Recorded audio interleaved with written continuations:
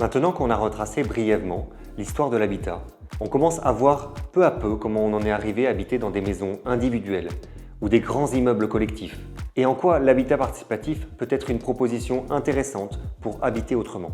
Ce serait tentant d'aller directement sur la cartographie qui répertorie les habitats participatifs, de sélectionner un projet proche de chez soi et de les contacter directement. Mais il est important de prendre le temps, d'y voir un peu plus clair sur ses envies et ses besoins. Faire atterrir ses ambitions ici et les nommer peut être une avancée stimulante pour votre projet.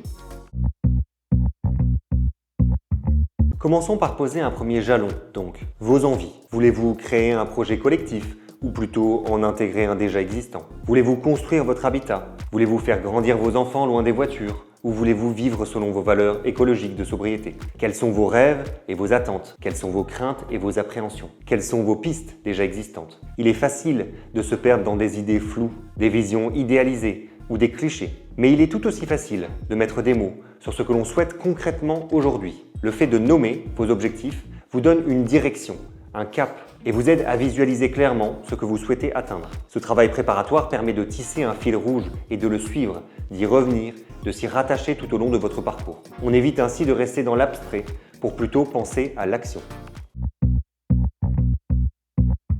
Dans un projet d'habitat participatif, il est essentiel de bien comprendre quels besoins personnels vous souhaitez satisfaire. Cela permet non seulement de mieux définir vos attentes, mais aussi de clarifier ce que vous souhaitez apporter au groupe. L'habitat participatif repose sur une co-construction, et cela commence par un dialogue sincère sur ce que chacun et chacune recherche. Parce qu'habiter quelque part, un lieu, ce n'est pas anecdotique, ça conditionne nos vies et nos existences. En effet, habiter est un besoin primaire, fondamental. Le besoin déjà d'avoir un abri, un refuge, pour remédier à notre vulnérabilité d'être vivant et répondre à un besoin essentiel de sécurité. Par exemple, dans les années 80, nombreux sont les projets d'habitat collectif qui ont occulté le besoin d'un espace à soi, sous prétexte de dénuement, de rejet du confort ou des standards bourgeois. Ils ont délaissé cette notion d'intimité pourtant si nécessaire. Selon le philosophe Aurélien Berland, ce refoulement collectif aurait été la cause probable de bien des explosions de groupes parce que les membres refusaient de prendre en compte ce besoin existentiel de posséder un espace à soi. Les besoins fondamentaux peuvent être variés, mais voici ici quelques exemples typiques dans un tel projet.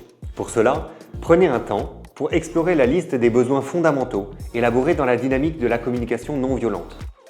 On voit ici qu'il existe des besoins relationnels. Peut-être qu'en intégrant un habitat participatif, vous cherchez à être entouré de personnes partageant les mêmes valeurs de soutien et de coopération pour tisser des liens sociaux plus forts et plus robustes. On peut voir aussi qu'il existe des besoins de sécurité. Pour beaucoup, l'habitat participatif est aussi un moyen de réduire les coûts de logement, de charges, en mutualisant des ressources, des équipements ou même des espaces communs, donc de répondre à des enjeux de sécurité matérielle.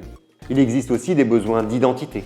Vous pouvez aussi rechercher à être plus en accord avec vos valeurs écologiques par exemple, en choisissant des matériaux durables, en réduisant l'empreinte carbone ou en mettant en place des pratiques de consommation plus responsables. On voit qu'il existe d'autres besoins, des besoins de participation. Dans ces projets, le partage de savoir-faire est souvent au cœur.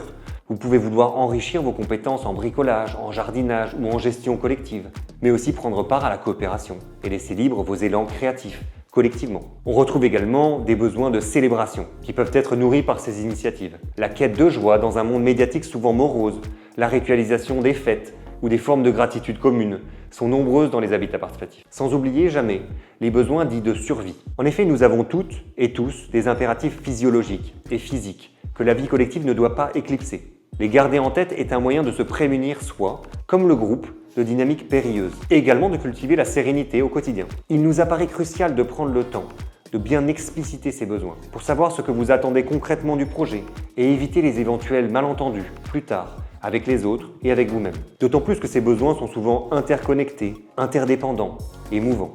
Vous pourriez commencer avec un besoin relationnel de compagnie, mais au fur et à mesure, vous découvrirez peut-être un besoin plus fort d'autonomie, qui sera nourri par votre participation au collectif. Il deviendra alors la nouvelle focale, le pivot de votre rapport aux autres et au projet. Parfois, quand les contextes se transforment, quand les conditions d'existence évoluent, elles ouvrent de nouvelles portes et de nouveaux possibles.